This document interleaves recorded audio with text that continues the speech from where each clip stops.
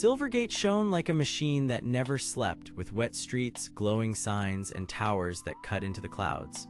Neon lights spilled across the alleys, and every window looked like an eye watching the people below. In the lower streets, gangs ruled by fear and debt. In the upper skyforts, the city council smiled in clean rooms and spoke about order. Kael had once served the city as one of its best fighters, and he had believed that his squad would never break. That belief was the first thing destroyed. His elite squad, led by Victor, had sold him out during a raid on a hidden vault, left him trapped, and handed him to the people who wanted him gone. They told the city that Kael had failed. They told each other that his capture had been needed. Victor wanted rank, praise, and a place near the council. The council wanted a quiet city and a powerful weapon under control. Kael wanted the truth, and he wanted the people who betrayed him to look at him when the lie finally broke. No one in Silvergate knew how Kael returned at first. He came back through the rain on a freight train roof, thin and quiet, with a hood over his face and a strange pulse of light under his skin. The capture had damaged him, but it had also changed him. When fear, anger, or focus moved through him, light around him bent and split. A street lamp could become a blade of glare. A puddle could turn into a fake wall. A face in the crowd could become 10 faces, all of them false. This power was not perfect, and it came with pain because each use left his eyes burning and his hands shaking. Still, it gave him one gift that mattered more than strength. It let him hide the truth while he searched for it. His first stop was the Lantern District, where old contacts traded rumors for cash and secrets for shelter. There he found Myra, a sharp-minded woman with black hair and a calm voice who once handled data for the squad before she vanished from their records. She had survived by knowing when to run and when to listen. She still cared about Kael because she had seen the betrayal happen, and because she knew the council had erased names before. Myra told him that Victor had not acted alone. A red-coded order had come from above, sealed by the council office itself. That order had marked Kael as disposable, and it had opened the door for his capture. Kael followed the trail upward through Silvergate like climbing a knife. He crossed black market rooftops, broken transit bridges, and glass walkways guarded by hired men. Each step brought him closer to the people who had shaped his fall. In the Undercity, he faced Dax, a broad man with brown hair and a cruel grin, who ran supply lines for the gangs and sold stolen council goods to the highest bidder. Dax thought Kael was still weak, still broken, and still easy to corner. Kael used his light bending power to flood the alley with false copies of himself, each one moving at a different angle until Dax could not tell where the real man stood. When Dax lunged, Kael slipped past, disarmed him, and forced him to talk. Dax admitted that the city council was buying loyalty from gang leaders and squad leaders alike, using fear, money, and secret records. The goal was simple. Silvergate was preparing for a new security law that would place every district under total watch. To pass it, the council needed public panic, and to create that panic, they needed a known enemy. Kael had been chosen to become that enemy. The betrayal had not only been personal, it had been political, planned to make the city beg for control. That truth cut deeper than any wound, because Kael had once believed the city could still be saved by duty alone. He had trained with Victor, Jace, and Brent for years. They had fought together, eaten together, and promised that no order from above would ever matter more than their bond. Jace, a lean man with blonde hair and nervous eyes, had once been the careful one who kept the team alive. Brent, a tall man with black hair and a steady face, had been the silent one who always stood beside Kael during hard nights. When Kael learned that both had helped arrange the trap, the pain of it made his power flare across the room in thin beams of white light. Myra stopped him from running into the open too soon. She showed him a deeper file, hidden in a council archive, that revealed the Crimson Conspiracy in full. The council had been paying selected squads to bring back dangerous people alive, then use their secrets to shape public fear. Kael was not the only victim. Others had been erased, reassigned, or broken into obedience. Victor had accepted the deal because he wanted command of the City Guard Division. He had sold Kael because Kael trusted him too much, and because Victor feared losing power more than he feared losing honor. That motive made the betrayal worse because it was not random cruelty. It was ambition wearing a friendly face. By the time Kael reached the upper levels, Silvergate had become a storm of alarms and bright warning lights. The council had learned that he was alive, and Victor had been sent to finish the job in public, where the city could watch and fear him again. The final chase moved from a sky bridge lined with drones to a corporate tower wrapped in glowing glass. Kael entered the tower with Myra guiding him through hidden service routes, while the city outside buzzed with rumors that a ghost had returned. Inside the tower, the walls were clean, silent, and cold. That silence felt worse than the streets. At the top floor, Victor waited with Jace and Brent beside him, all three wearing the same squad marks that Kael still remembered from better days. Victor looked older, harder, and proud of the damage he had caused. He told Kael that loyalty was just a word people used when they had nothing stronger to offer. He said the council would bring order, and that Kael should have been grateful for surviving at all. Kael answered with the truth. He said that survival without honor was just another cage. Then the room exploded into motion. Security lights burst upward, drones swarmed, and the floor filled with moving reflections as Kael bent the tower lights into a maze of false halls and false targets. Jace hesitated first because guilt had been eating him for weeks. Brent moved to protect Victor, but Kael turned a wall of light into a hard-looking barrier that trapped Brent in place long enough to break the formation. Myra, watching from the side access control room, cut the tower feeds and exposed the hidden council file to every screen in the building. The Crimson Conspiracy lit up across the city like a warning signal. For the first time, the people below saw that their leaders had built fear on a lie. Victor tried one last move and rushed Kael through the broken light, believing raw force would still win. But Kael was not fighting as the same man anymore. He had come back angry, yes, but now he also understood the shape of the trap. He used that understanding to mirror Victor step for step, forcing him to swing at false images, to chase shadows, and to waste every advantage. At the exact moment Victor overcommitted, Kael split the tower lights into a ring of blinding copies, each one showing a different version of the room. Victor froze, unable to tell which target was real. Kael could have broken him completely, but he stopped at the edge of that choice. The city needed justice, not another act of blind ruin. He lowered Victor to the floor, stripped away the squad badge, and told him that power built on betrayal always collapses in the end. Jace dropped his weapon and finally confessed everything. Brent followed, his face empty with shame. The council tried to seal the tower and bury the broadcast, but it was too late. The city had already seen the truth. Sirens filled the sky. People in the streets shouted at the windows of the council towers. Security teams began to split. The system that had held Silvergate together by fear had started to crack. Kael should have felt victory, but he felt something quieter and harder to name. He had climbed back from betrayal, and he had exposed the people who used him, yet his heart was not clean. Revenge had almost swallowed him during the fight, and he knew it. Myra stood beside him as the tower lights dimmed, and she told him that the city would not heal in one night. Kael looked out over Silvergate, where the neon rain still fell on frightened streets, and he understood that honor was not just a name from the past. It was a choice made again and again, even after pain. He had returned to punish the traitors, but he had stayed to protect the truth. That choice changed him.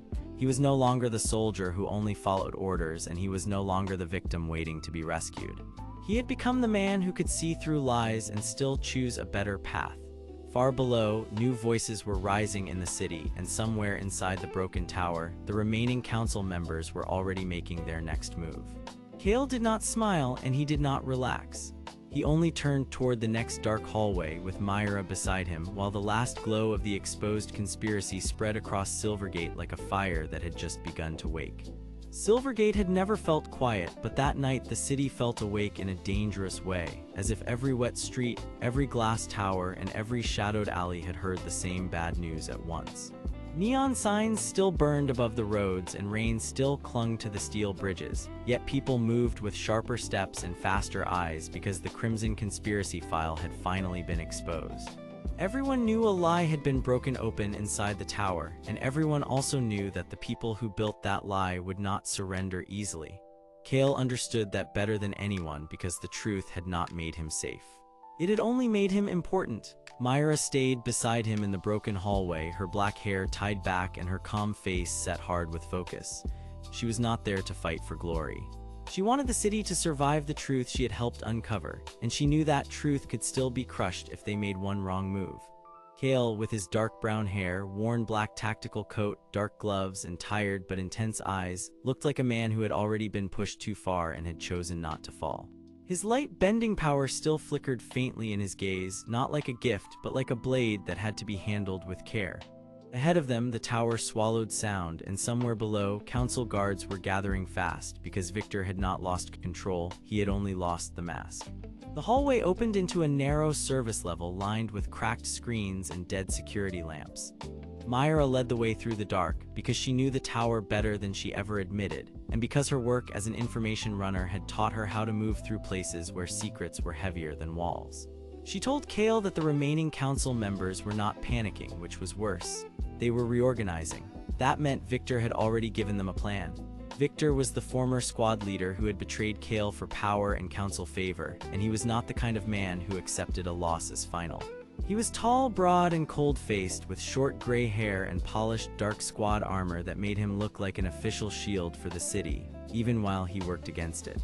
He had once claimed he wanted order, but his real motive was much simpler. He wanted Silvergate to stay afraid because fear kept the council rich, kept the squads obedient, and kept men like him near the top. If the Crimson Conspiracy file spread fully, his deals, his betrayals, and his control over the city would all collapse at once. Kael knew that now, and that knowledge had changed him. He was no longer chasing revenge alone. He was learning how to carry truth without letting it turn him into the same kind of monster. Myra stopped at a sealed door and pressed 2 fingers to the frame. The lock did not open at first, then a hidden panel clicked inside the wall. She gave Kael a quick look and said that someone had changed the routes minutes ago. That meant a leak. That meant someone still alive on the council side knew they were coming. When the door slid open, they found Jace waiting in the next room, pale and tense under the harsh white emergency lights. Jace was a young former squad member with blonde hair, a lean build, and scratched light armor that looked as if it had survived too many bad nights. He had helped arrange the betrayal once, and now guilt sat on him like a heavy coat he could not take off. He raised his hands fast, showing that he came alone, and he said Victor had sent Brent and 2 squad units to block the lower bridge. Brent, a tall and solid man with black hair, a heavy dark coat over squad gear, and a steady, serious face, had followed Victor out of loyalty and fear. He believed obedience could still save the city, or at least save his own place in it, and that made him dangerous in a very different way. Jace did not want to fight Kael anymore, but he also did not know how to fix what he had helped break. He told them the tower core was not just a record vault. It was a control chamber built to hold the council surveillance lines and the city emergency override.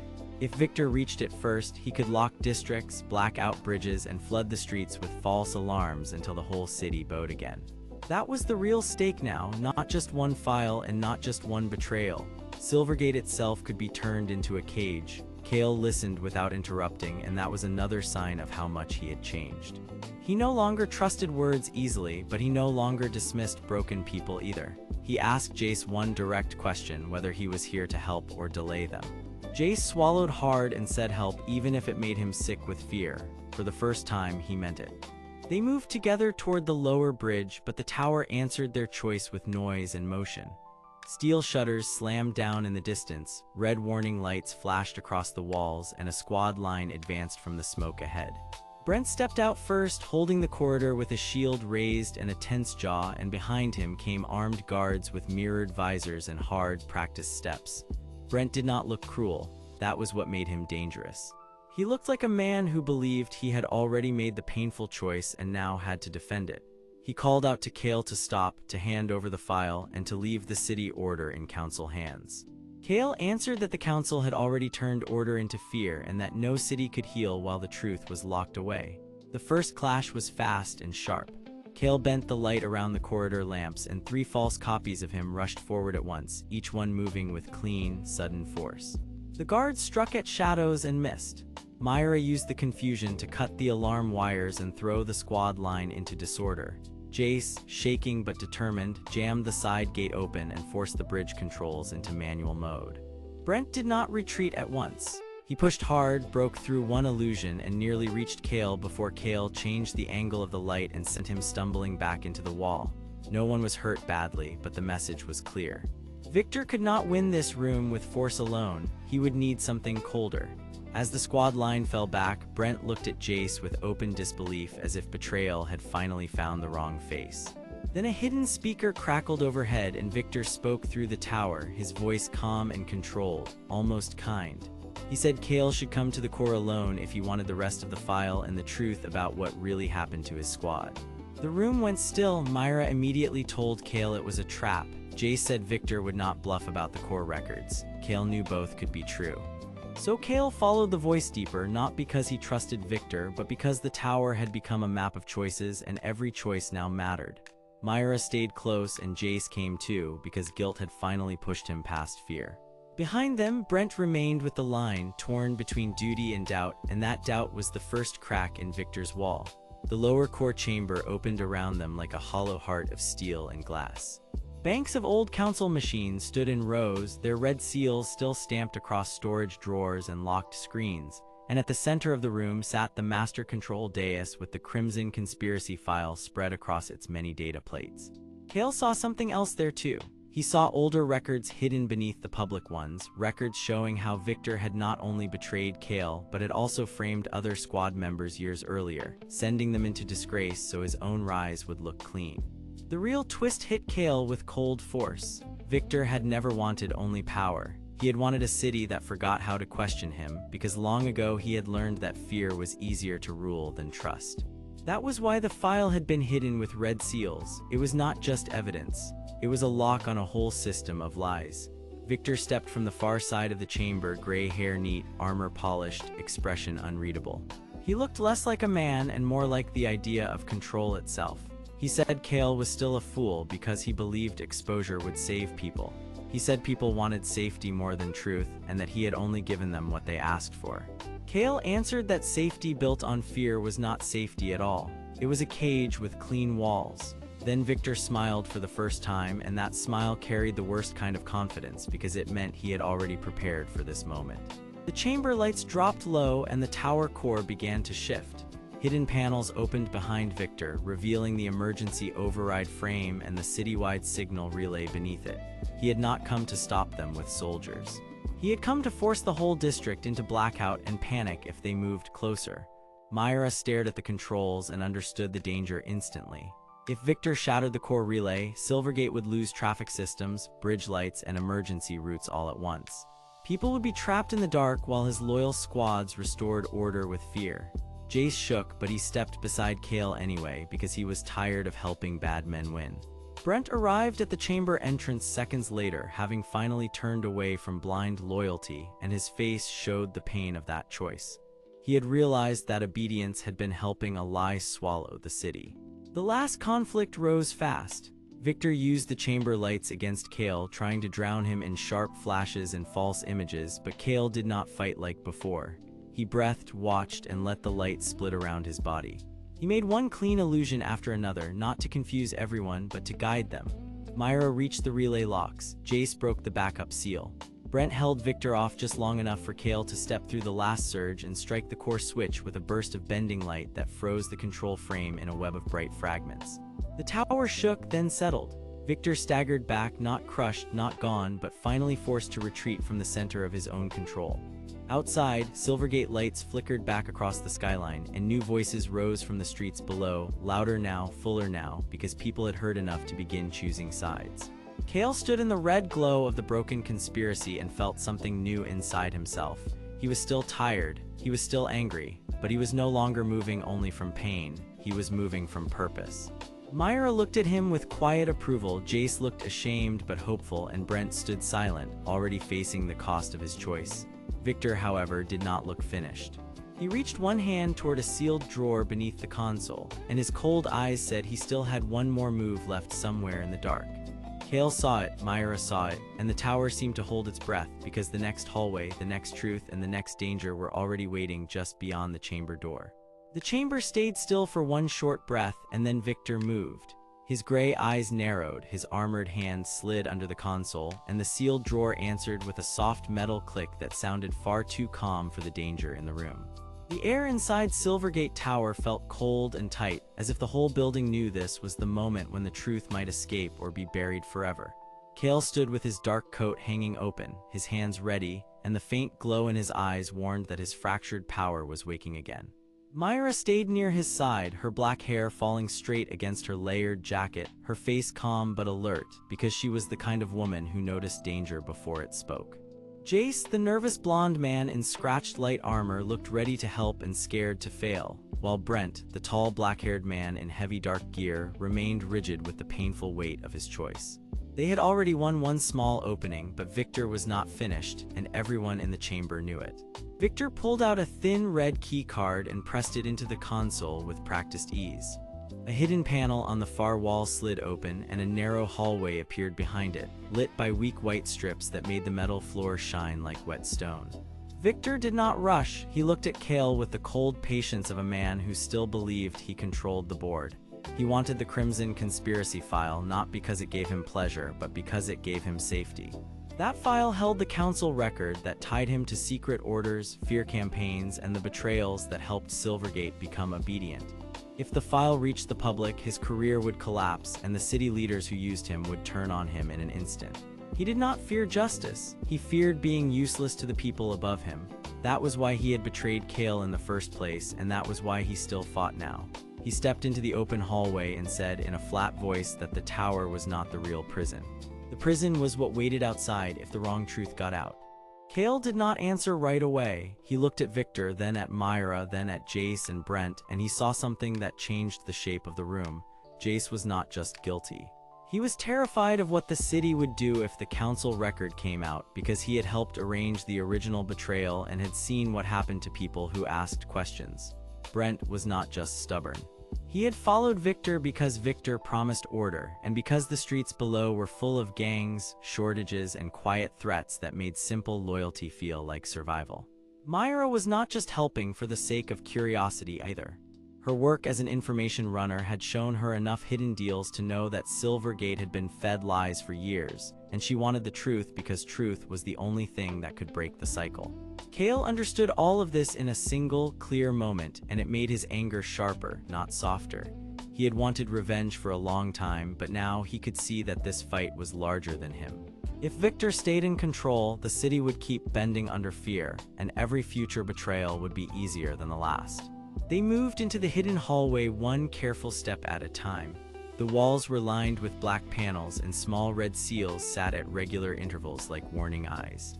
Myra noticed them first and said they were council security marks, the same style used on private records that were never meant to be seen by ordinary people. Jace swallowed hard and admitted that he had once helped transport sealed files through a lower route in the tower. He had never known exactly what was inside, but he knew the council used the tower as a clean place for dirty work.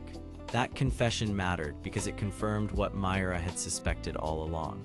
The Crimson Conspiracy file was not a rumor. It was real, and it was being moved through secret routes like a weapon.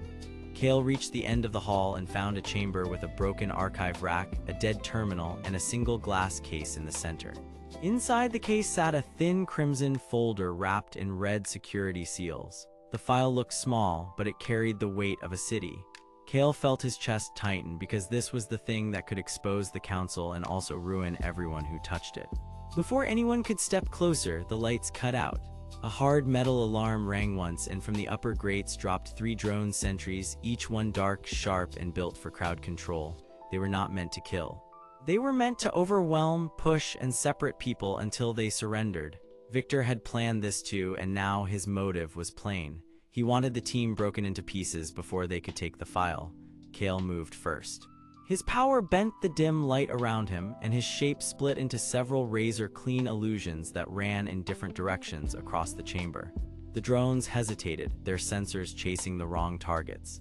Myra used the opening to guide Jace toward the glass case, while Brent stepped forward with a grim face and blocked a sweeping strike from one drone with his armored forearm.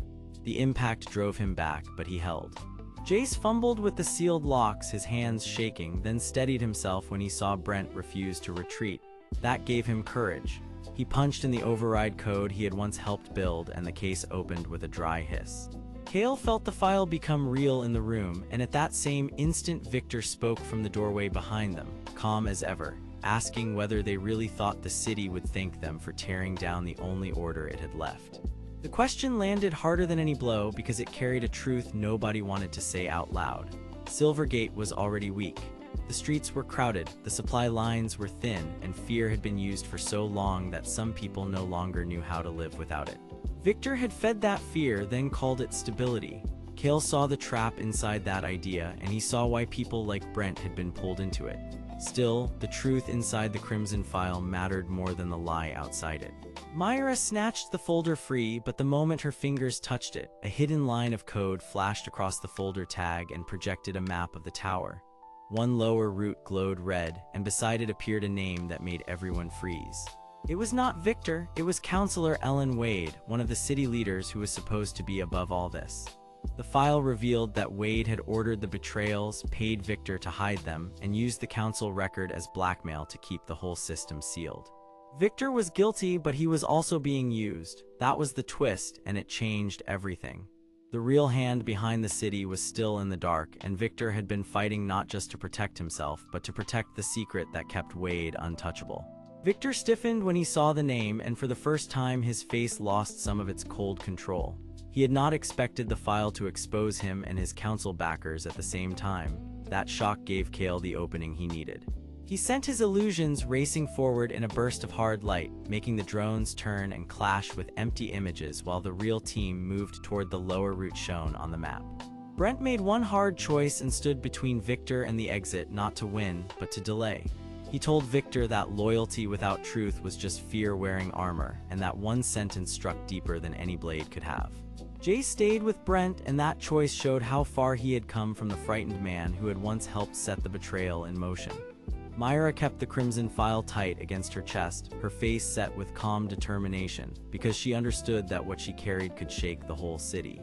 Kael looked back once and saw Victor trapped between pride and panic, forced to retreat by the very truth he had helped hide.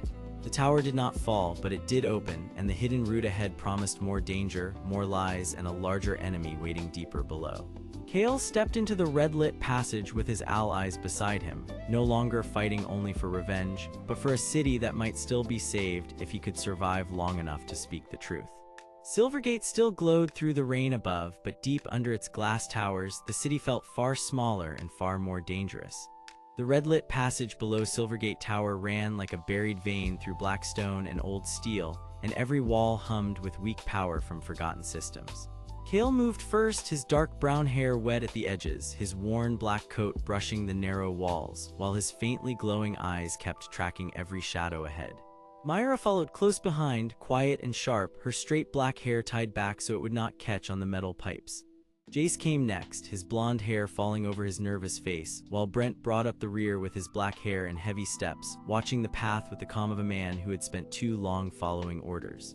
Dax, with his brown hair, stocky frame, and cruel habit of smiling at danger, led them towards side routes he knew from the Undercity supply lines. They all knew why they were here. The Crimson Conspiracy file was somewhere below, and if they could bring it back to the surface, it could expose the Council's secret deals and break the fear that held Silvergate in place. If they failed, Victor would regroup, Counselor Ellen Wade would bury the proof again, and the city would stay trapped under lies. The first chamber opened into a long storage hall with cracked screens and dead monitors lined along the walls. Red warning lights flashed over old council crates, and the floor was marked with fresh tracks that meant someone had passed through only minutes before. Kael raised one hand and bent the light around it, making a thin razor illusion that hovered in front of him like a glass blade made of glare. He did not use it to attack right away. He used it to scan the hall. The illusion caught movement near the ceiling, where hidden shutters had been built into the pipes. 3 armored guards dropped down fast, not from the city patrol, but from a private security unit tied to the council. They were there to destroy anyone who reached the deeper records. Victor had already lost the upper hall, so now Ellen Wade was using her own people to seal the lower route. Kael understood the pattern at once. Victor cared about control and status, but Ellen cared about order through fear. She wanted everyone to believe the council alone could keep Silvergate safe, even while she fed the city a lie. The guards spread out and Brent stepped forward with his broad shoulders set hard, forcing one guard back with a heavy strike to the chest plate. Jace flinched, then steadied himself and jammed a door release before the hall could lock. Myra watched the guard patterns, then called out the timing of each step, and Kael followed her lead, weaving his light into false shapes that made the enemy strike the wrong target. Dax used a side ladder, cut across a service rail, and dropped behind the last guard with a smug laugh before shoving the man into a wall panel. The clash was fast and messy, but no one was badly hurt, and the guards were driven back into the dark. Even so, the message was clear. Someone below had expected them. Past the storage hall, they found the hidden council route. It was a long tunnel with white strip lights that flickered like tired eyes, and each door along the path had red seals stamped with the mark of the council. Myra stopped at the first door and ran her fingers over the metal frame. She had the kind of mind that noticed what other people skipped, and her sharp eyes saw the truth before the others did. The seals were not only locks. They were proof of a layered system. Someone had built this route to move secrets, money, and orders without ever using the public elevators. Someone had designed it so the outer guards would never know what was being carried below. Jace swallowed hard and admitted what had been weighing on him for days. He had helped arrange the betrayal because Victor promised him protection, and he believed the council would spare the squad if he kept quiet. He had been wrong, and now he wanted one chance to fix what he had done. Brent looked at him for a long moment, then said that fear had made fools of many good people, but it did not excuse staying silent. Dax only snorted and said silence was the true currency of the city. Kael did not argue. He had no room left for easy anger. He needed the truth more than he needed revenge now, and that change made him more dangerous than before. Together, they forced open the first sealed door and found a small archive room buried behind the wall, filled with paper files, broken data panels, and a single red cabinet standing in the center like a warning. Inside the cabinet was not the file itself, but a key strip and a map. Myra read the map first, and her face changed as she understood what it meant. The Crimson Conspiracy file was deeper than they thought, stored under a chamber that connected Silvergate Tower to the old city chambers below the council hall. The route had been hidden because it linked several events that were never supposed to connect. The council had not only covered up one betrayal, they had built a whole chain of false reports, fake arrests, and staged threats so they could keep the city afraid and divided. Victor had helped with the surface lies, but Ellen Wade had planned the structure itself. She used public fear after every street clash to demand more control, and every time the city obeyed, she grew stronger. That was the twist Kael had not expected. The conspiracy was not only about stealing power, it was about creating a city that would beg to be ruled.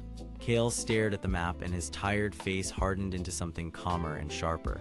He had thought he was chasing one corrupted leader. Now he saw a system, and systems were harder to break. Before he could speak, a low voice came from the doorway behind them.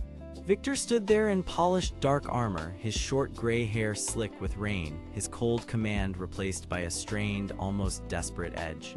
He had followed them down because he could not let the truth move any farther without him. He said that Ellen would burn every record before letting the city see it. He also said something worse.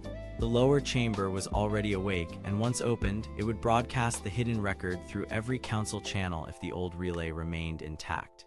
In other words, if they reached the chamber, the city would hear everything at once. The group froze because the stakes suddenly became larger than any one arrest or any one lie. If the record spread, Silvergate might finally learn the truth. But if Ellen had placed a trap in the relay chamber, the same proof could be turned into panic, confusion, and a citywide lockdown. Kael looked at Victor and saw something new in him, not redemption, but fear of being left on the wrong side of history. Victor had helped build this lie for power, yet now he feared what the lie would become when exposed. That made him dangerous, but it also made him useful. Myra was the first to understand the choice in front of them. They did not need Victor to trust them. They only needed him to open the path to the relay chamber. Jace stepped forward next, and for the first time his voice did not shake. He said he would help because he was tired of being the reason good people paid the price.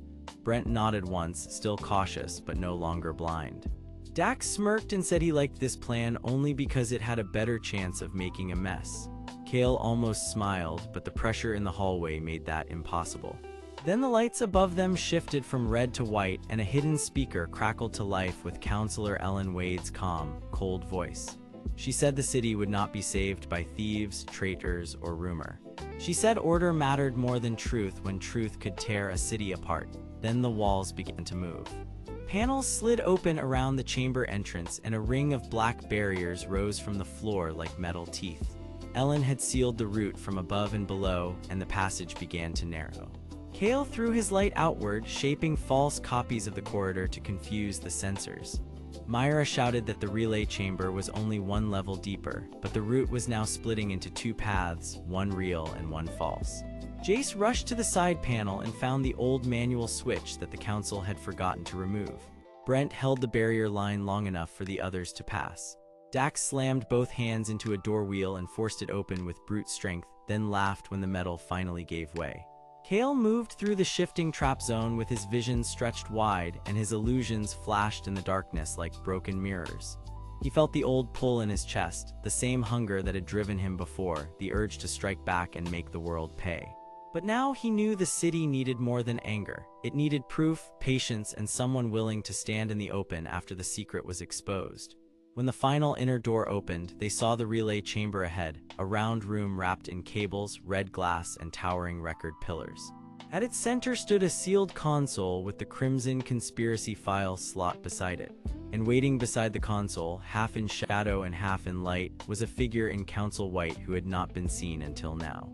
Kael stopped at once because he recognized the shape of the posture, but not the face beneath the hood.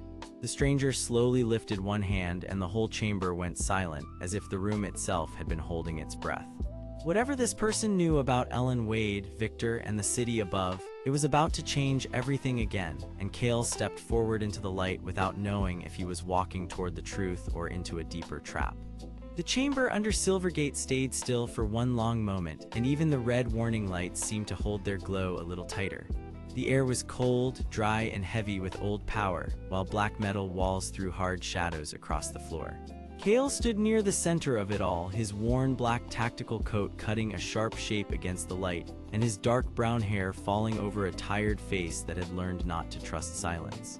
Around him, Myra watched from the side with her straight black hair tied back, her slim frame tense beneath a layered dark jacket, because she knew that secrets like this always came with a price. Jace, the blonde former squad member with nervous eyes, stayed half a step behind Kael, looking like he wanted to speak and hide at the same time. Brent, tall and solid with black hair and a heavy dark coat, kept one hand near the wall as if he expected danger to come from every direction. Dax, stocky and cruel-faced with brown hair, leaned near the crates with a narrow grin, pretending he was not afraid. And in front of them all stood the white hooded council figure, still and calm, like a judge who had been waiting for the last witness to arrive. Kael recognized the posture at once, and that recognition made his chest tighten, because the stance belonged to someone who knew the old council roots, someone who had walked these halls before, and someone who had never wanted to be seen. Kael took one slow step forward, and the stranger finally lowered the lifted hand. The hood stayed in place, but the voice that came out was clear, quiet, and careful. It belonged to a woman, and that alone changed the room, because every man present had expected a threat and found a secret instead. She said her name was Leela, and she was a council record keeper who had spent years hiding evidence inside Silvergate Tower. She was a woman with pale skin and white hair that showed under the hood when she moved, and her face was sharp and tired, like someone who had watched too many lies grow into law. Leela said she had not come to save Kael out of kindness. She had come because Victor had moved the final archive, and because Counselor Ellen Wade had ordered the hidden council route sealed before dawn. If that happened, the Crimson Conspiracy file would vanish forever, and every person in the city below would keep living under a system built from fear, false reports, and arranged betrayals. Kael asked why he should trust her, and Leela answered by placing a folded Crimson file map on the floor, slowly opening it with 2 fingers. It showed the relay chamber, the sealed doors, and one route no one else knew. She said the council built 3 layers of control around the file, one to hide it, one to guard it, and one to destroy it if anyone opened it without permission. The file did not just expose a crime. It showed how the council used false danger reports to force neighborhoods into obedience, how they blamed street groups for problems they had created, and how Victor helped deliver squad names to Ellen Wade so the council could remove anyone who asked too many questions. The truth hit Kael hard because it was larger than simple betrayal, and it explained why so many streets had felt broken for so long. He had thought Victor wanted power for himself, and that was still true, but now the reason was clearer. Victor wanted the council favor that would make him untouchable, and Ellen Wade needed a loyal commander who could make lies look like order. Jace looked sick when he heard it because he remembered the night he had helped guide Kael into the wrong corridor, and he had always told himself that he was only following orders. Brent said nothing at first, but his serious face changed when he realized the city had used him too, not as a protector but as a tool. Dax gave a short laugh, yet even he stopped grinning when Leela explained that the Undercity supply routes had been watched for months, and that every hidden crate, every stolen filter, and every blocked lane had been part of the council plan to pressure poor districts into silence. Myra was the first to ask the question that mattered most. She wanted to know why Leela had come now after all this time, if she had really cared about the truth. Leela looked at Kael when she answered, and for the first time her calm voice cracked a little. She said the council had also discovered Kael's fractured power, and Ellen Wade wanted him captured alive, because his light-bending ability could unlock security seals that no normal key could open. That was the second layer of the trap. Kael was not only a witness, he was a living tool the council wanted to use, and once they had him, they could reach any hidden chamber they wanted. Before Kael could answer, the chamber door behind them gave a harsh metal shudder. Council security guards moved into the entrance in strict formation, their black armor marked with red warnings, their face shields blank and hard under the cold strip lights. Their heavy boots struck the floor together, and the sound rolled through the room like a warning drum. One guard raised a baton, while another slammed a wall hook into the frame to seal the exit.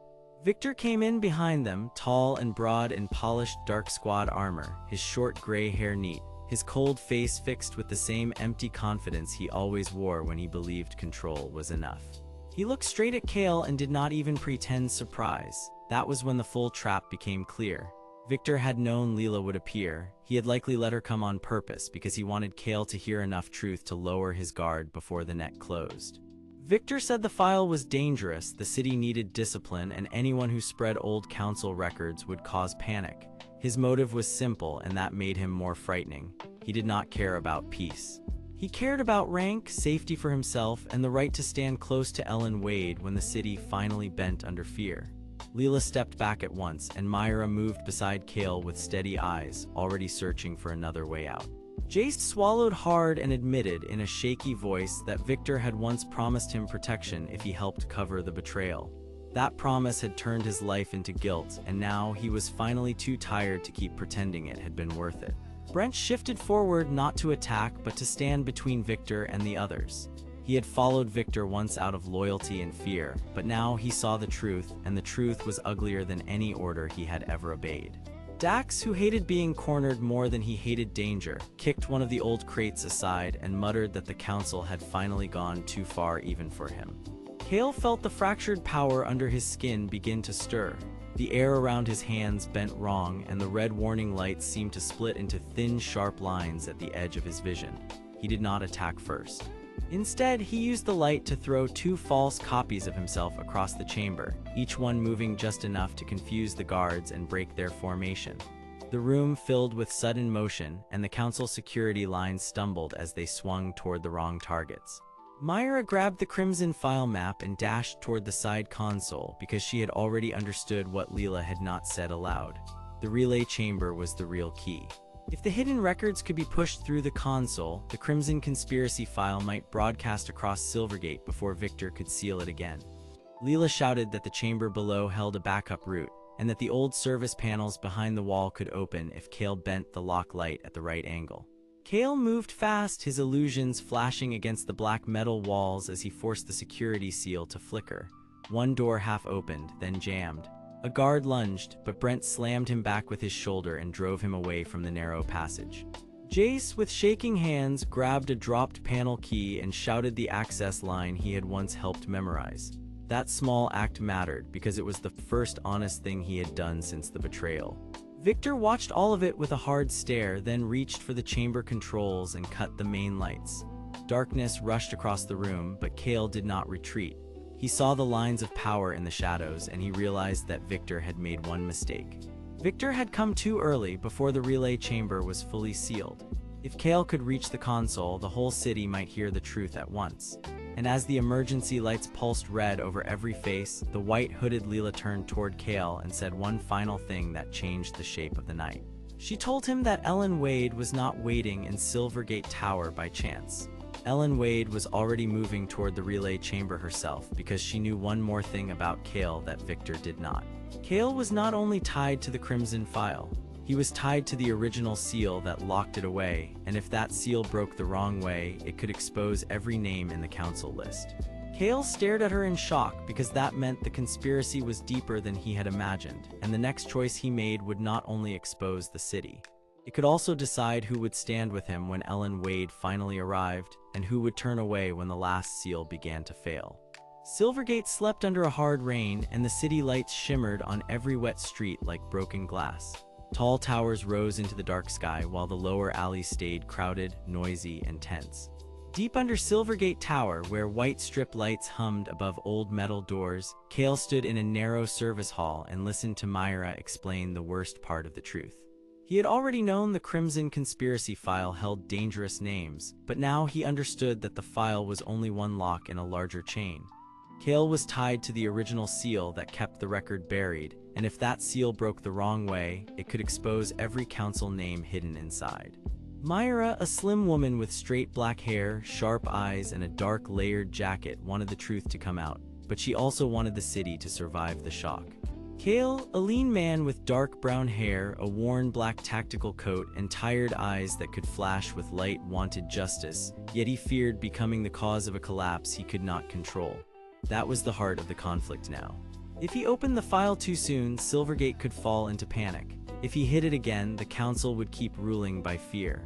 Behind all of it stood Victor, a tall man with short gray hair, polished dark squad armor, and a cold face that never softened. Victor had betrayed Kael for power and council favor, because he believed control mattered more than honesty, and that motive made him even more dangerous than any open enemy. Jace, a nervous man with blonde hair and light scratched armor, had helped the betrayal once, and now he lived inside his guilt. Brent, a solid man with black hair and a heavy dark coat, still followed Victor out of fear and loyalty. Dax, a stocky man with brown hair, a sleeveless street jacket, and cruel grin, ran supply routes through the Undercity and knew every secret path beneath the tower. Together, these people formed the shaky edge of Kael's next choice, and every one of them could become either a shield or a trap. Myra spread the Crimson File map across a cracked crate under the red warning lights, and the paper seemed too small to carry so much danger. The map showed hidden chamber symbols, sealed doors, and one old route that led to a relay chamber far below the tower. That relay chamber mattered because it could send hidden council records across all of Silvergate in one blast of light and signal. Myra had found the route by tracing old council supply notes and a burned list from the Undercity. She had no dramatic speech, only clear facts, and that calm made her more trustworthy. She told Kael that the original seal was not just a lock. It was a binding order written into the council record itself, and his fractured power had touched it years ago during the first sealing. That was why the file reacted to him now, and why the council feared him in a way they had never shown in public. Jace stood near the door, hands tight at his sides, and confessed that Victor had used him to move papers during the original cover-up. Jace wanted a chance to undo that shame, but his fear kept shaking his voice. Brent arrived next, stepping out of the white-lit corridor with his heavy boots slow and careful. He did not come with apology. He came because Victor had ordered him to keep watching Kael, and Brent wanted to know whether Victor had truly turned Silvergate into a prison of secrets. Kael studied him and saw something useful in the man. Brent was loyal but not blind. That meant he might break free if the truth hit hard enough. Before anyone could plan the next move, Dax came through a side hatch with rain on his coat and dirt on his gloves, carrying news from the Undercity. Council security guards in black armor were moving through the tower levels above, using wall hooks and stun batons to seal exits.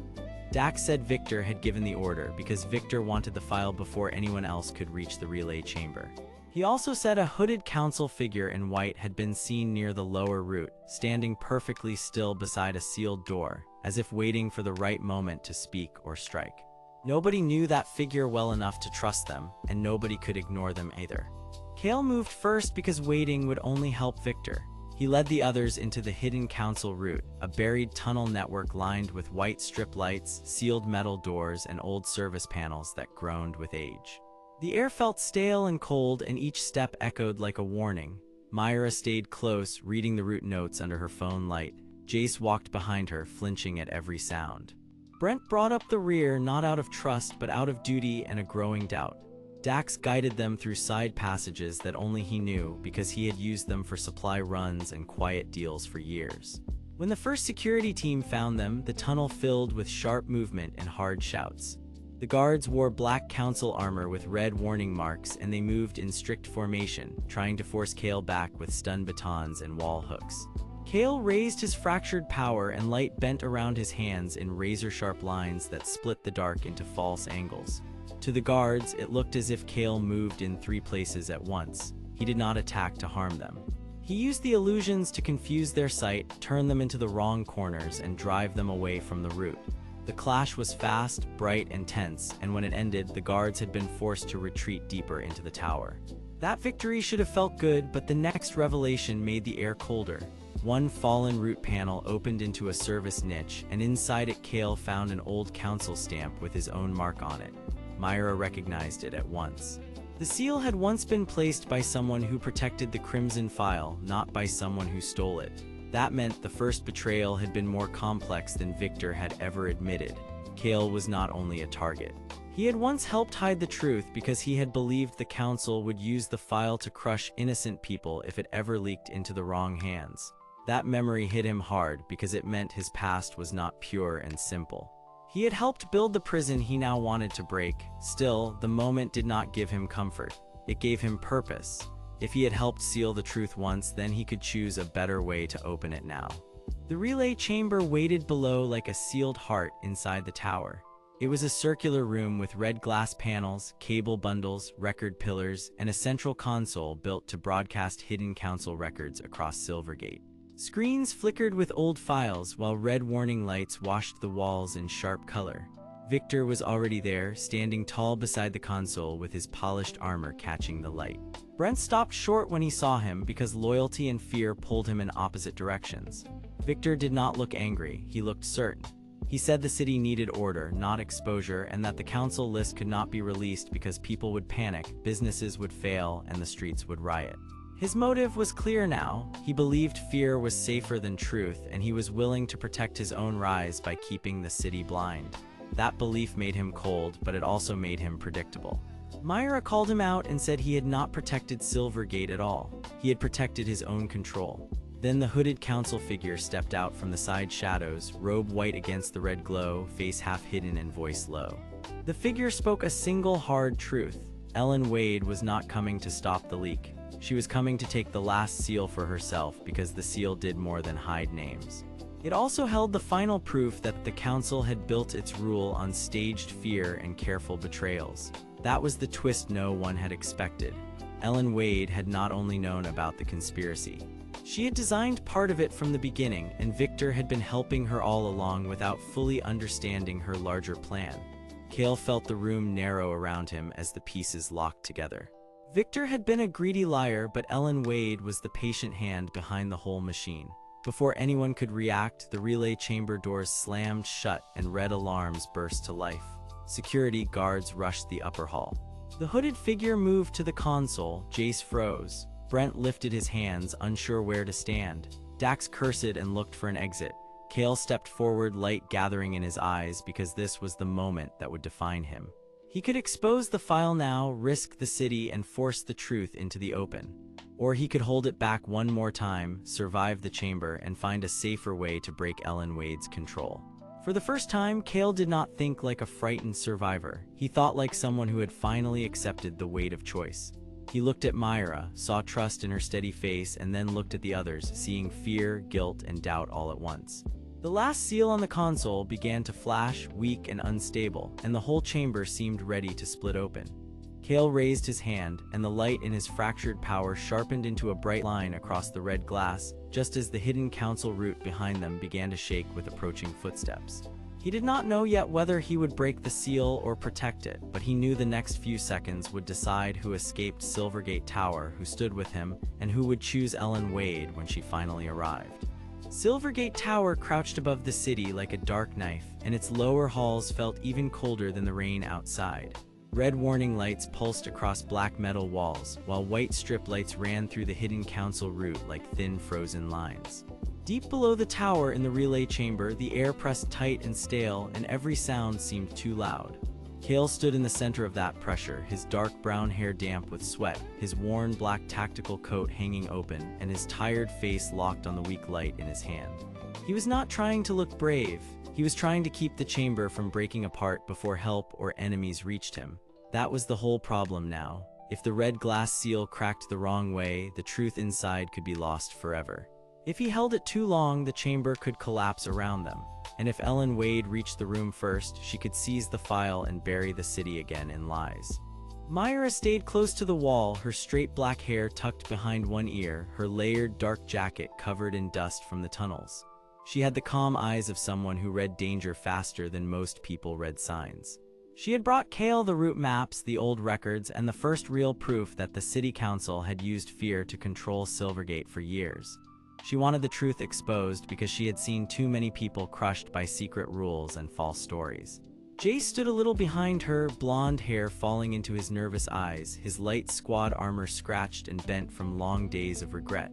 He had helped arrange the betrayal once, and that guilt had followed him like a shadow. He wanted a chance to make one honest choice before the city decided he was only a coward.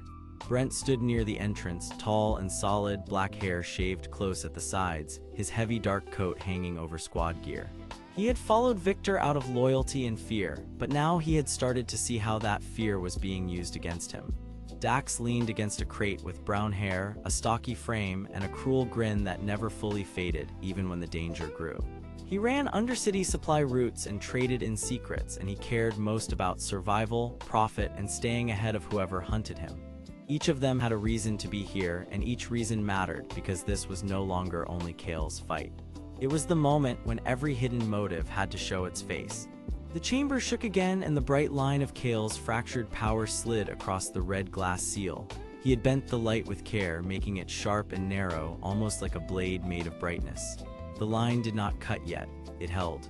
It waited, then the footsteps from the hidden council route came closer, hard and steady, and everyone in the room heard the same thing. Council security was coming. The guards moved in strict formation, wearing black armor with red warning marks, their boots striking the metal tunnel in clean, measured beats. They carried stun batons and wall hooks, and they were trained to take people alive, then drag them into council silence. Behind them came Victor. He was tall, broad, and cold, with short gray hair and polished dark squad armor that looked almost untouched by the dust and fear around him. He had betrayed Kael for power and council favor, and he had done it with a calm face that made the wound feel even worse. Victor wanted the file because the council had promised him status, protection, and a place above the people he had once led. To him, the truth was not truth at all. It was leverage. He stepped into the doorway and lifted a hand, and his voice carried through the red light with cruel ease. He said Kael had already lost, that the council route was sealed, and that anyone who stood with him would be punished as a traitor. Brent flinched when he heard that because part of him still wanted to believe Victor. Jace looked at the floor because part of him feared he deserved every harsh word, but Myra did not move and Kael did not lower his hand. Then the hidden figure in the white council robe stepped out from the side passage, and the whole chamber seemed to grow still around that one shape. The hood was deep, the face partly hidden, and even the silence around the figure felt planned. No one knew the gender at first, only that this person had been waiting here longer than anyone else and had been watching all of them with careful patience. The figure spoke in a low, measured voice and told them that the council had not only hidden the Crimson conspiracy file. It had built the entire tower system around it. The red seals, the sealed chambers, the root barriers, and the relay room all served one purpose. They were designed to keep the city obedient by making truth impossible to spread fast enough. That was the real motive behind Ellen Wade and the rest of the hidden council. They did not simply want power. They wanted control through fear, because fear made people easier to guide, easier to blame, and easier to silence. The hooded figure then revealed something even worse. Ellen Wade was not rushing here to protect the council alone. She was coming to erase the last record of her own orders, including the betrayal that had been used to frame Kael and split his squad apart. Kael felt that truth hit harder than any strike. Victor had not acted alone. He had been given permission. He had been used. The twist was clear now, and it changed everything. The betrayal that broke his team had been part of a larger plan to keep the council clean and everyone else afraid. Kael stared at the red glass, then at Victor, then at the hooded figure, and for a moment he saw all the possible endings at once. If he broke the seal, the chamber might shatter, but the file could be freed. If he held the light steady, the seal might stay intact, but the council could seize the room before the truth escaped. Myra made the first honest move. She stepped beside him and told him the truth was already worth the risk because Silvergate was dying slowly under lies, and a city that large could not heal while everyone kept pretending the council was noble. Jace finally lifted his head. His voice trembled, but it was clear. He admitted that he had helped Victor because he was afraid of being left behind, and because the council had promised him safety for his family. He said that promise was fake and that he was done hiding from that fact. Brent looked at him, then at Victor, and the loyalty in his face cracked open. He remembered the raids, the private orders, and the quiet punishments that never made the public reports. At last he stepped away from Victor and said he would not guard a lie anymore. That choice mattered more than any weapon in the room because it showed that fear could be broken, one person at a time. Victor's cold expression shifted for the first time. He had expected obedience, not refusal. He had expected old habits to hold his men in place. Instead, he saw them slipping free. The guards rushed in at that moment and the chamber exploded into motion. Not with blood, not with ruin, but with hard, tense conflict that sent metal crates sliding and warning lights flashing faster. Kael drew all his focus into the thin line of light, and his faintly glowing eyes sharpened with strain. He moved the beam along the seam of the red glass just enough to loosen one locked edge. Myra pulled the crimson file map from her jacket and matched its marks to the relay console. Dax, grinning through the danger, tossed a hidden service key across the floor and shouted that the side panel would hold only for a short time. He did not do it out of kindness. He did it because he knew a city full of secrets was more useful when the right people owed him favors. Brent stepped into the path of the first guard and forced the formation to split, giving Kael one more second. Jace reached the console, hands shaking, and began feeding the root data into the relay chamber system. The hooded figure watched all of this unfold and then quietly pulled back its sleeve, revealing a council seal ring and a hand that shook with age. The figure had once helped design the secret system and now wanted it burned down before it swallowed the city whole. That was the reason the figure had guided Myra to the file root in the first place. The figure had been trying to undo the council from inside, while never trusting anyone enough to come forward too soon. Then the chamber lights flickered and a new voice came through the tunnel, sharp and controlled. Ellen Wade had arrived somewhere beyond the sealed door. Her silver hair was hidden by distance and shadow, but her presence still filled the passage like a cold command. She ordered the guards to secure the chamber and recover the file. Her voice was calm, which made it more frightening than anger would have been. She did not shout because she believed the room already belonged to her. Kael felt the weight of that certainty and understood why the city had lived under her shadow for so long. Ellen Wade was not careless. She was patient. She had built a system where every frightened person helped keep the lie alive.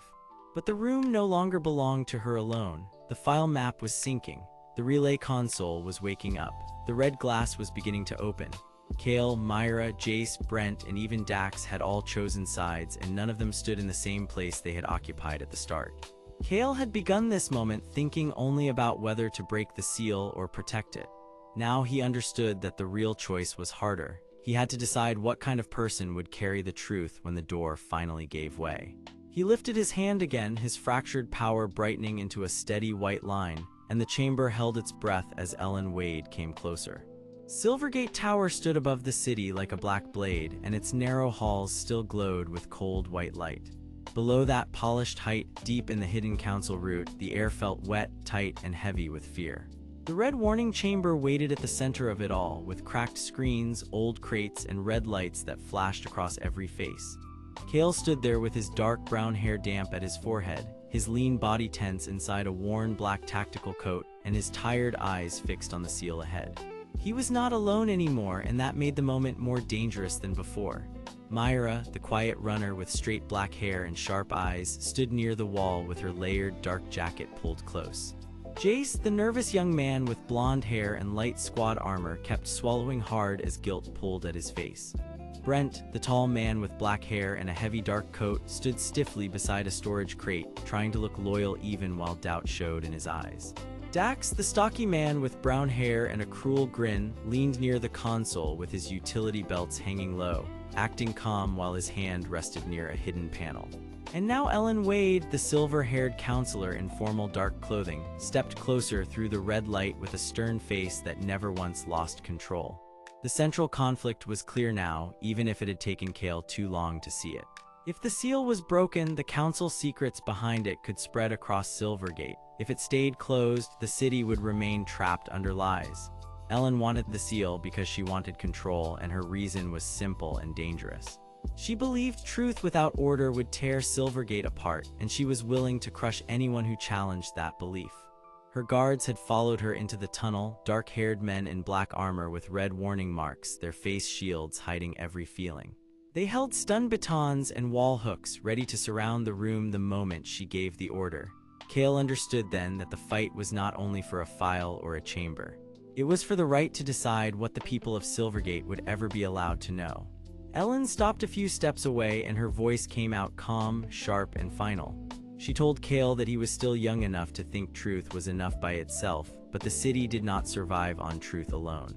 She said the council had kept riots from the lower districts, stopped gang wars from spilling into the towers, and made hard deals so the city could keep moving.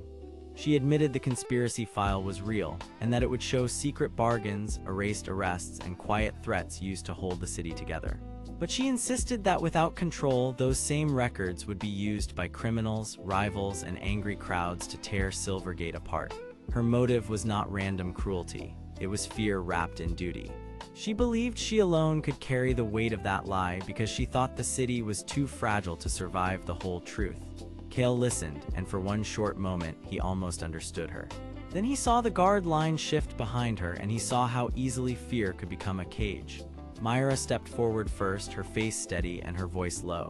She said the city was already in a cage, only it had been built with clean words and secret rooms. Jace then surprised everyone by speaking up, even though his hands shook. He admitted that he had helped arrange the betrayal because Victor had promised him safety, but he had watched too many people get hurt by that choice. Brent looked down at the floor, then finally said that loyalty built on fear was not real loyalty at all.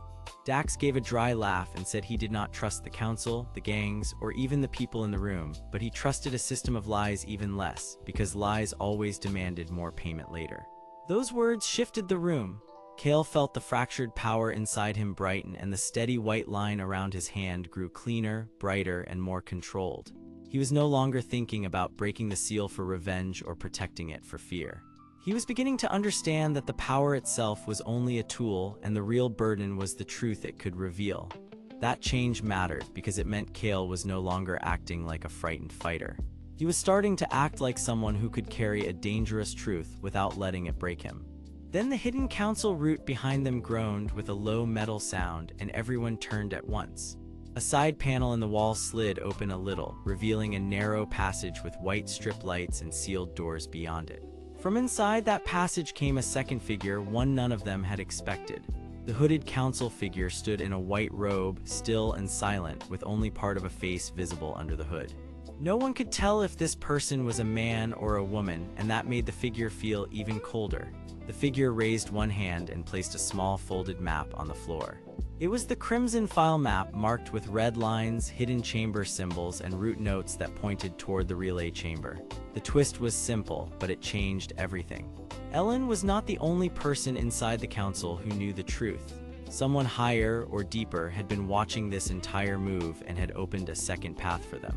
The hooded figure spoke at last with a voice that sounded careful and worn down by years of secrets.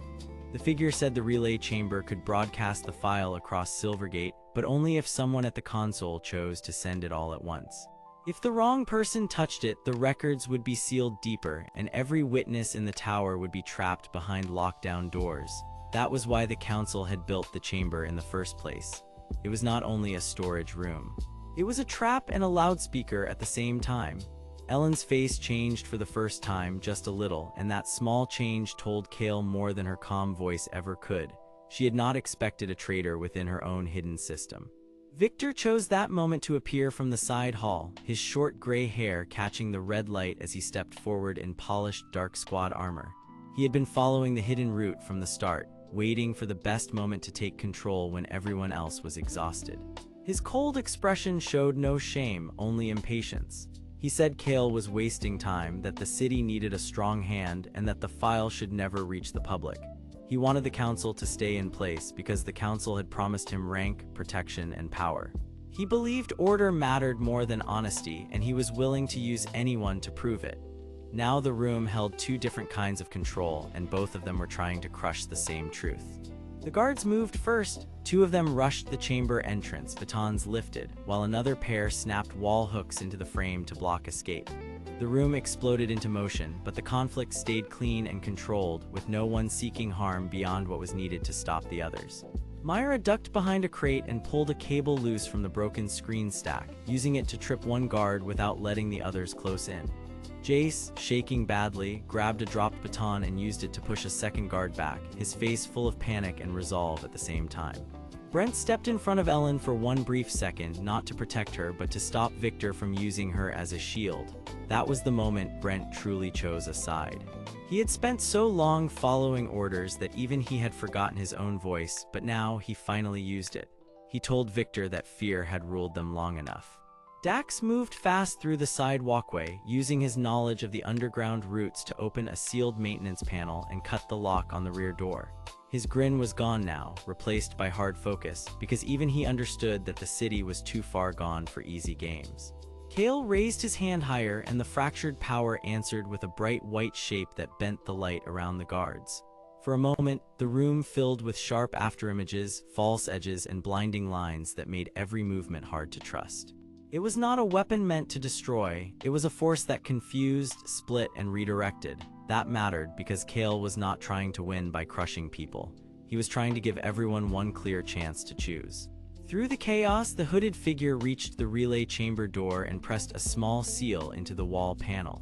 The red glass panels in the corridor flickered once, then opened a path to the broadcasting room. The truth was close now, but so was the danger. Ellen shouted for the guards to lock down the chamber, and Victor demanded that Kael surrender the map. But neither of them moved as quickly as Kael expected, because both had already begun to realize that the room was slipping away from their control. Kael felt the pressure in his chest rise, but this time it was not panic. It was choice. He looked at Myra, Jace, Brent, and Dax, and he saw how each of them had changed in just a few minutes. Myra had stopped being only a runner and had become a witness with a clear voice. Jace had stopped hiding behind guilt and had finally acted with honesty. Brent had broken from blind loyalty and stood on his own feet for the first time.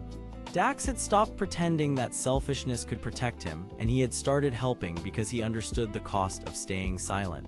Even the hooded council figure, still partly hidden, had chosen to risk everything by opening the path to the relay chamber.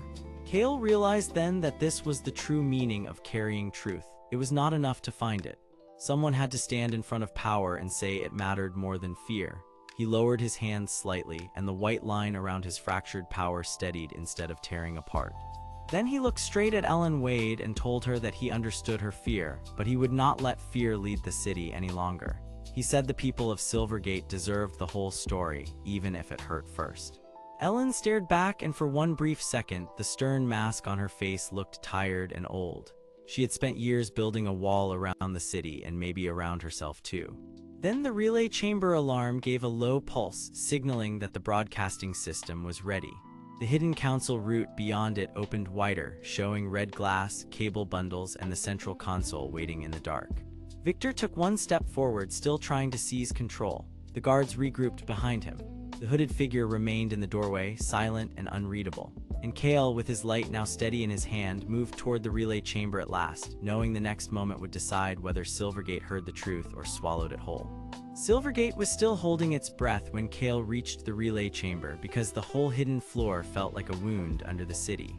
The walls were black metal, the floor was lined with cables, and the red glass panels gave off a weak, sick glow that made every shadow look alive.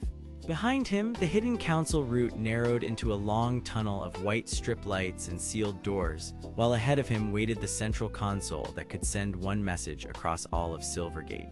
Kael knew exactly what that message could do. It could wake the people up, or it could be buried so deep that the truth would never surface again.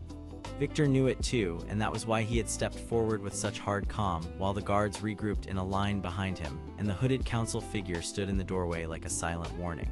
Kael had dark brown hair, a lean body, a worn black tactical coat, dark gloves, and a tired face that had learned too much too fast. He was not here for glory. He was here because he had seen the council lie, use fear, and turn friends against each other, and he could no longer let the city remain trapped inside that lie. Myra had brought him the clues, Jace had brought him the guilt, Brent had brought him the proof of fear, and Dax had opened the undercity paths that made this whole descent possible. Every one of them mattered now because the relay chamber was not just a room. It was the place where Silvergate would either hear the truth or keep living inside a carefully built cage. Victor moved first because he always believed that control belonged to the one who stepped forward without blinking. He was tall, broad, and built like a wall in polished dark squad armor, with short gray hair and a cold command face that never seemed to show doubt. He looked at Kael as if Kael were still just a broken former teammate who should have stayed obedient. But Victor was not only fighting for pride. He was fighting for the promise the council had made to him, the promise that his betrayal would be rewarded with rank, safety, and a place near power. He had helped bury the Crimson Conspiracy file because it proved that the city council had arranged past failures, hidden arrests, and false threats so the people would stay afraid and easier to rule. Victor had told himself that order was worth the cost and that the truth would only start panic. Yet the more he spoke to himself, the more his own voice sounded like a cover for greed. Behind him, the council's security guards tightened their formation, their dark armor catching the red light as their shielded faces turned toward Kael. Brent stood among them, tall and solid, with black hair, a heavy dark coat over squad gear, and the steady look of a man who had followed Victor out of loyalty and fear. Brent did not want to fight, he wanted to believe he had made the safe choice. Jace, with his blonde hair, lean body, scratched light armor, and nervous eyes, hovered near the side with clear regret written all over him. He had helped arrange the betrayal before, and that mistake now clung to him like smoke. Kael saw all of them at once, and he understood something important. This was not just a fight for a file. It was a fight against the fear that had held each of them in place. Victor lifted one hand and barked a sharp order for the guards to move in, but the hooded council figure did not move at all. The figure wore a white council robe with the hood pulled low, and only a part of the face could be seen in shadow. No one could tell the gender, and that made the figure feel even more unsettling because the silence looked trained rather than shy. The figure had been there since the beginning, watching every step, and now that stillness carried a strange weight, as if the person already knew how this moment would end. Kael raised his hand, and the fractured power in him answered with a clean, sharp glow. Light bent around his fingers and formed thin, false shapes in the air, bright enough to confuse the eye and steady enough to protect him. He did not throw it wildly. He used it like a blade of thought, placing illusions where the guards would hesitate, where Victor would misread distance, and where the relay chamber itself would seem to shift under pressure. The first guard line rushed forward, but Kael split their sight with flashing copies of the console and false angles of the room. Their wall hooks scraped the floor, their boots slammed into each other, and their movement broke for just long enough to create space. Victor snapped his head toward the hooded figure, clearly expecting help, but the figure only watched. That was when Myra finally came through the tunnel behind Kael, her straight black hair pulled close, her slim frame tight with focus, and her layered dark jacket dusted by the underground path. She had the quiet look of someone who noticed every detail and trusted almost nothing by accident. In her hands, she carried the Crimson file map, folded and marked with red lines, hidden symbols, and root notes that had guided them here. She had spent nights pulling pieces of the conspiracy together, not because she wanted danger, but because she wanted the city to stop being lied to like a child.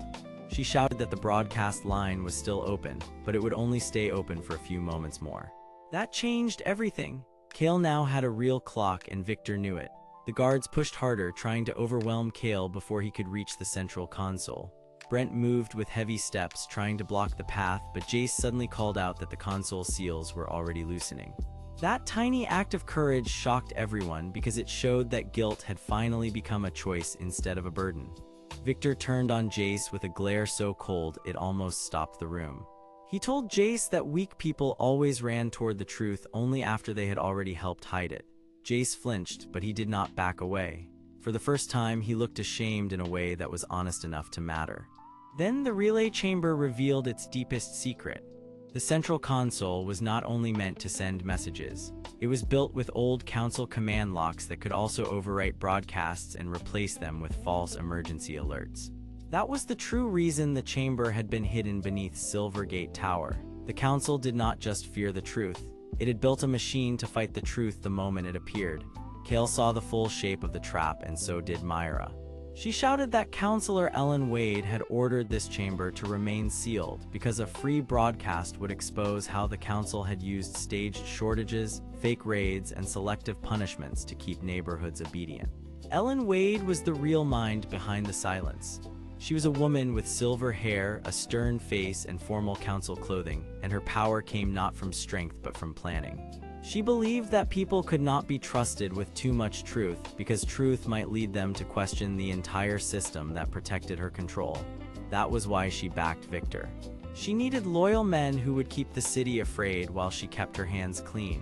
The hooded council figure finally spoke, but only a little, and the voice was calm and measured.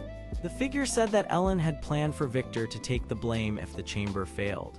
That one line struck like ice because Victor had spent all this time thinking he was climbing toward favor, when in truth he had simply been used as a shield.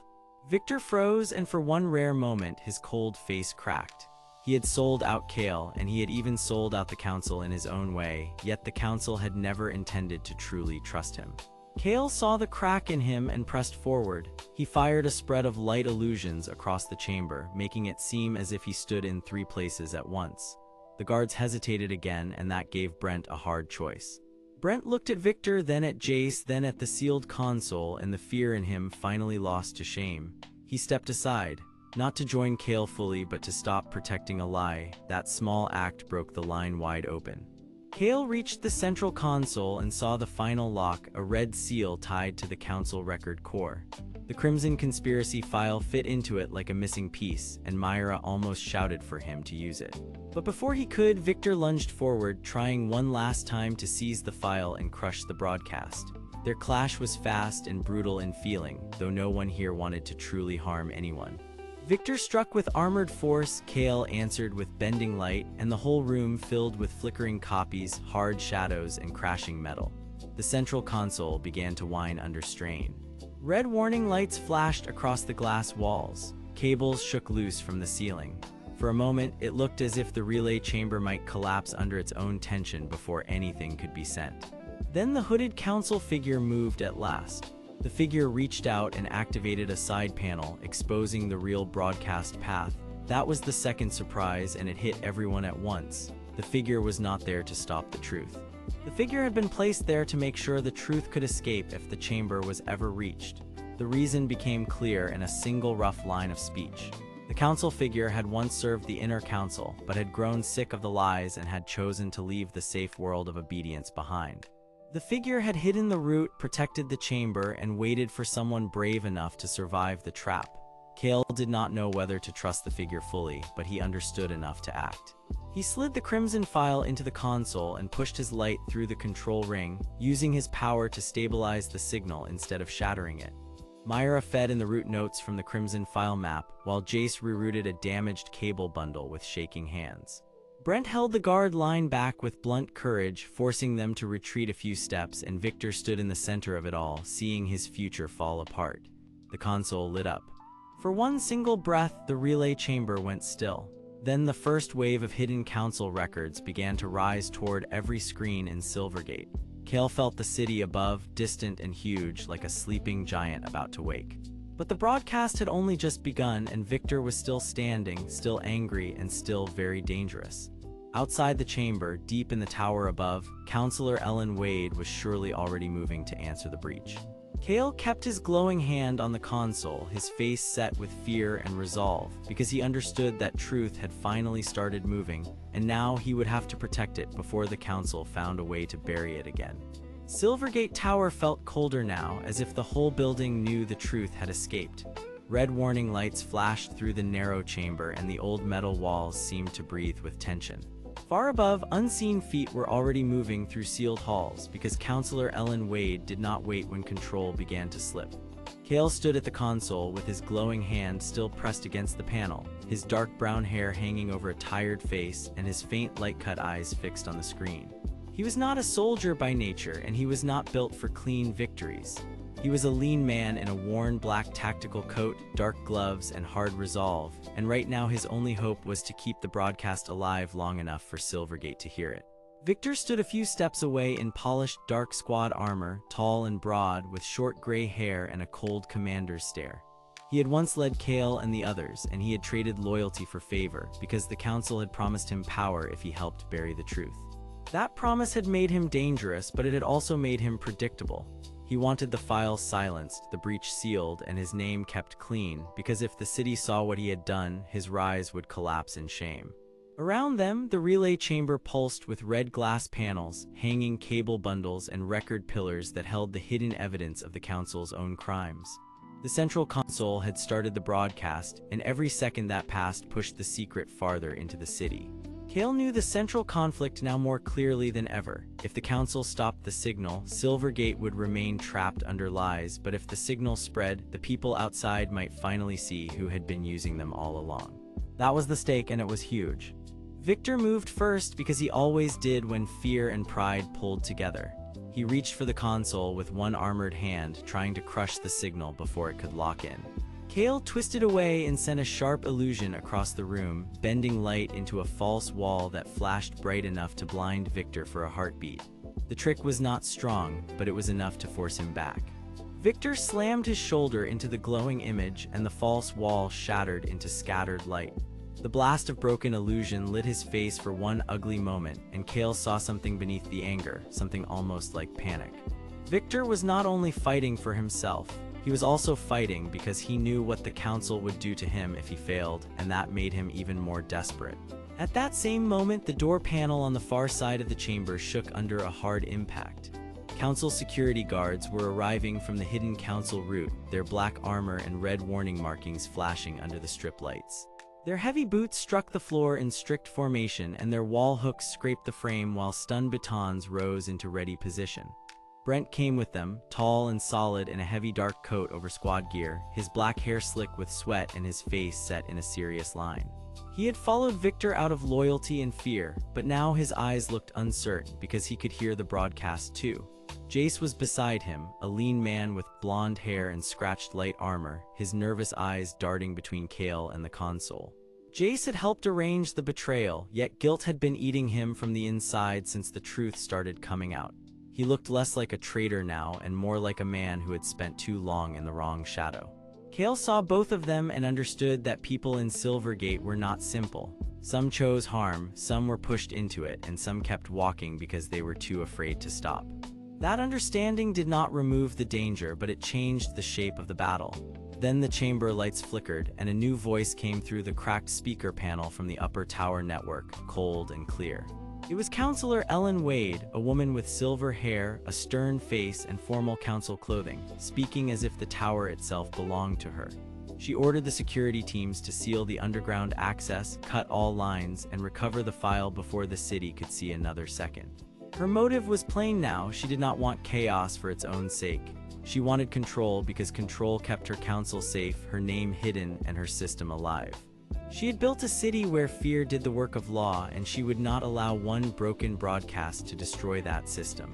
That was why she mattered, and that was why everyone in the chamber suddenly felt much smaller. Myra entered through the rear maintenance hatch just as the first guard line forced inside. She was a woman with straight black hair, a slim build, a layered dark jacket over practical city clothes, and sharp focused eyes that never stayed still for long. She had been the one to find the hidden trail through the city records, and she cared about truth because she knew what silence did to ordinary people. In her hand was the folded crimson file map, worn, marked with red lines, and dangerous to carry because it pointed to every secret path tied to the Crimson Conspiracy file. She slid across the floor behind a storage crate and shouted that the next route was open only for a few minutes.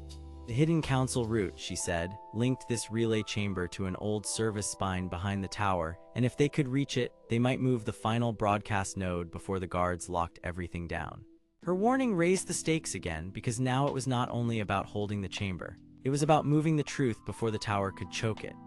Kael pulled the map into view and saw the path marked with red symbols and small notes about sealed doors, pressure gates, and a lower maintenance ring that could reach the city grid. He understood at once that the council had built many paths for itself and hidden them behind layers of public walls.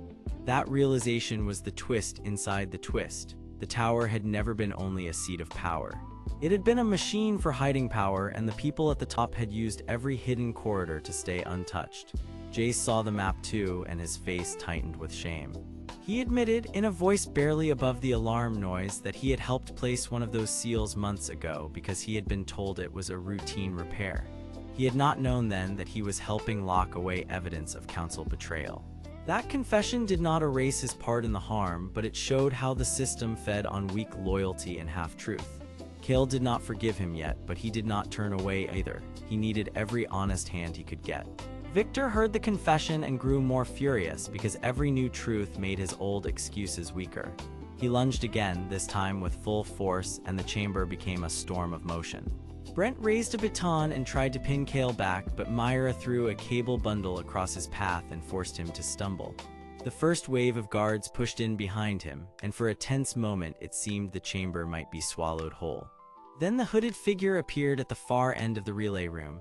The person wore a white council robe with the hood low, and only part of the face could be seen in shadow. The figure moved with calm control, never rushing, never wasting motion, as if this chaos had been expected long before anyone else arrived. Kael, Myra, and Jace all froze for one breath because the figure did not attack.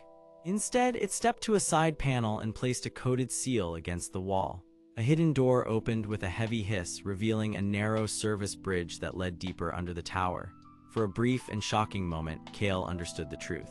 The hooded council figure was not an outsider. The figure was someone inside the council network, someone who had decided that Ellen Wade had gone too far, or maybe someone who had always planned to use the moment for a larger move. The face remained hidden, but the gesture was clear. The figure wanted the broadcast to survive. That revelation shook everyone in the chamber because it meant the council was already split from within. Victor shouted that it was a trap, but even he hesitated because he could not explain why a supposed loyalist had opened an escape route. Ellen Wade came through the speaker again, this time sharper, ordering total lockdown and immediate suppression of all public feeds. Her voice no longer sounded confident. It sounded afraid, and that fear spread through the chamber faster than any weapon. Kael saw the opening and understood that this was the moment to choose what kind of person he would become. He could keep fighting alone, or he could trust the broken people around him enough to move the truth one step farther. He looked at Myra, Jace, Brent, and even Victor, and he realized that every one of them had been shaped by the same corrupt city, but not all of them wanted the same ending. Kael shut down one set of controls, rerouted power through the relay pillars, and prepared the broadcast for a second surge. His hand glowed brighter, not because he was stronger than before, but because he was finally using his power for more than survival. He was using it to protect other people from the lie that had ruled their lives. The chamber shook as the first security breach reached the outer wall, and red dust fell from the ceiling like warning ash. Myra grabbed the map tighter. Jace moved to the console side, shaking but ready. Brent, after one long silence, turned his baton away from Kael and toward the guards. Victor took one step back, still fierce, still dangerous, but now boxed in by a truth he could no longer outrun.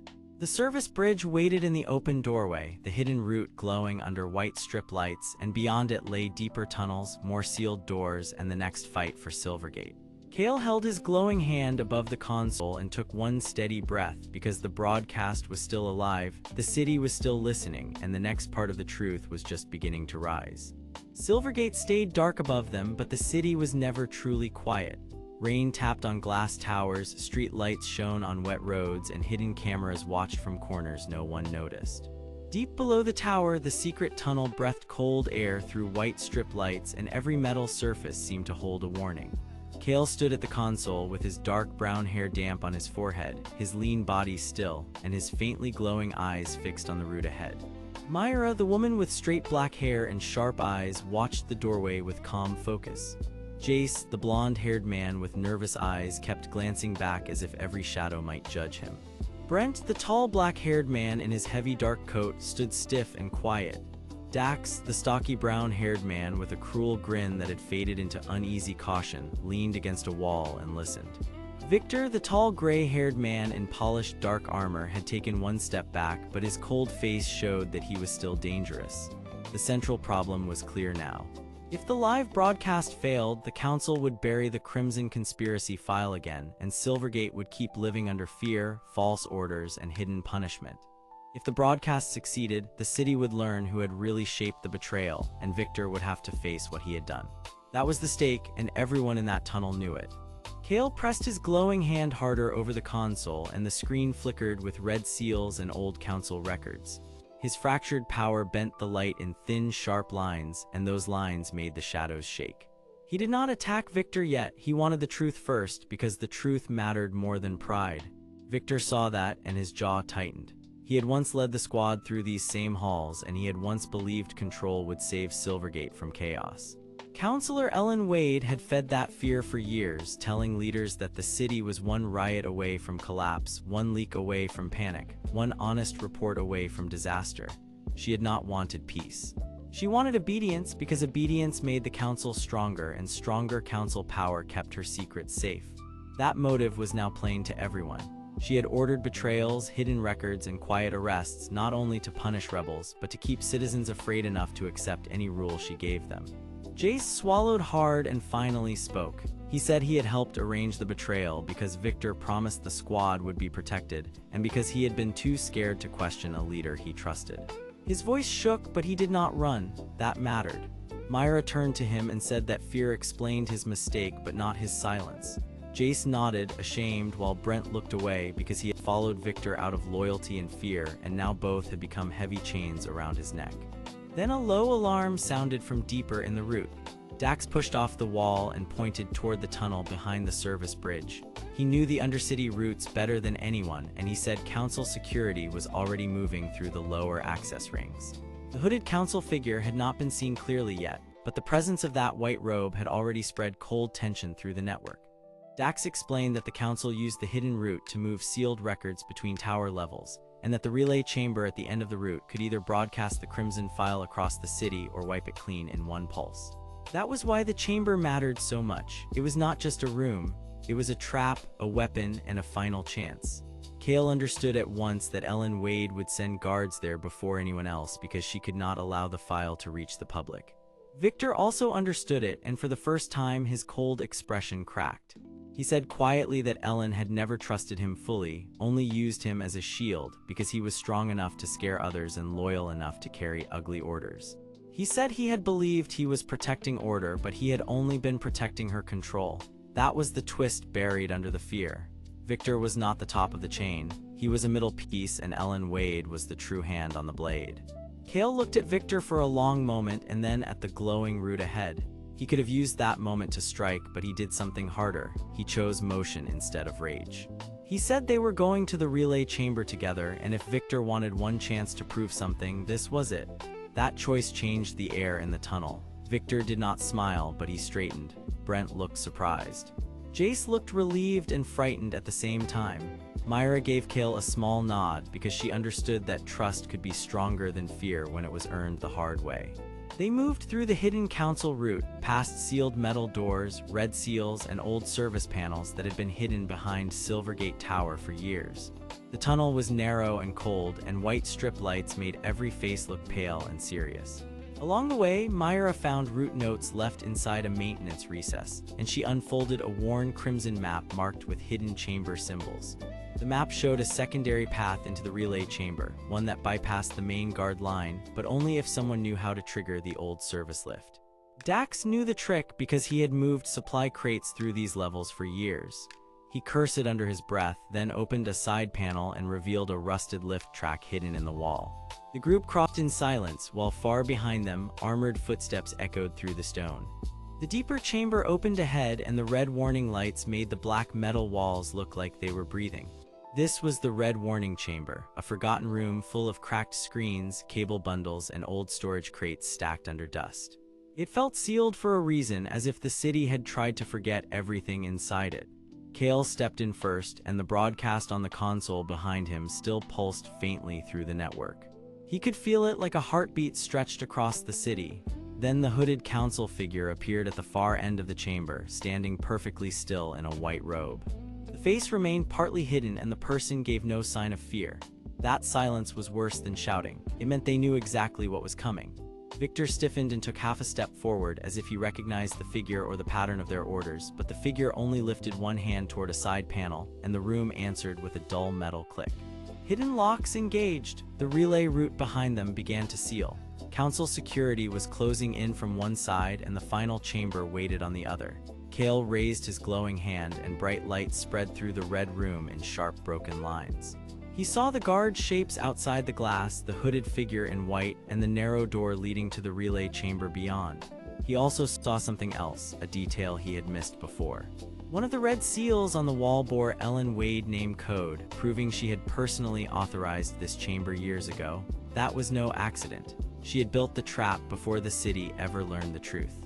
The chamber doors shook as council security guards forced their way in formation through the hidden route. Their black armor, red warning marks, and heavy boots flashed under the strip lights while their stun batons and wall hooks rose in tight discipline.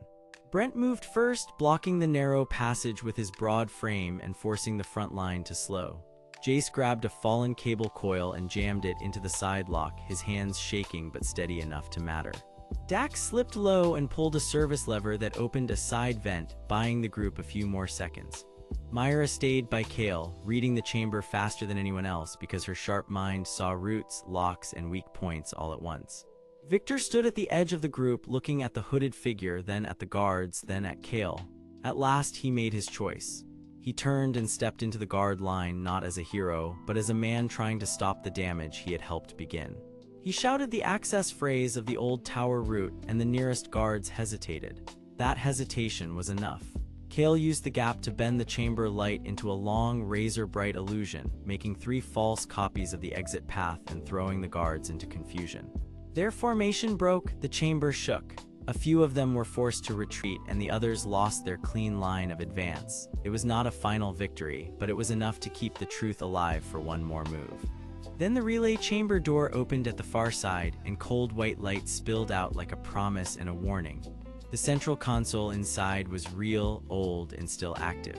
If Kael reached it, the Crimson Conspiracy file could go live across Silvergate in one burst. If he failed, everything would vanish. The hooded council figure turned slightly and for the first time spoke in a calm, low voice.